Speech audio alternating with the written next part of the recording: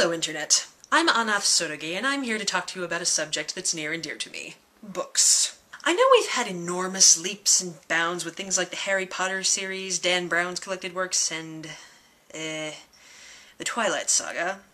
Does this even count as a saga? By definition, a saga is a narrative or legend of heroic exploits. To each your own, I suppose. But I digress. Even with all these so-called leaps in literacy, one often hears it said that the American public doesn't read enough. Now, I could give you a list of facts and figures, but I don't know how much the statistics would actually say. I can show you the truth of the matter through one simple anecdote. Just one. A few years ago, my little sister and I were browsing through the fiction and literature section of Barnes & Noble, because that's how we kill time. Anyway, there were a couple of girls back there. And considering what happens next, I have no bleeding idea why. But this is what happened.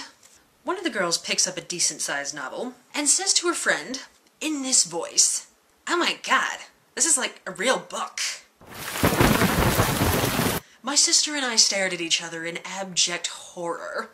It was one of those things that you could never have happen, and there it was. I remember thinking, my God, woman, I can feel my IQ dropping just standing next to you. I was ashamed to be an American teenager that night. I call bullshit, America. If you ever wonder why we get such a bad rep, that's it. Is it really so hard to pick up some Shakespeare? We've all been taught how to read, I assume. You like horror with some comedy thrown in? Pick up a copy of Dante's Divine Comedy. Want something a little more controversial? How about Mark Twain's Huckleberry Finn? That book is infamous for being on the banned books list. Not to mention that Mark Twain himself is a hilarious character. Hell, go find Mary Shelley's Frankenstein! The original is so much more thought-provoking than the stereotype you're probably used to. Shut up. Anyway, all I'm saying is that it really isn't that hard, you guys. This is Anath Sotogi saying, go read a goddamn book.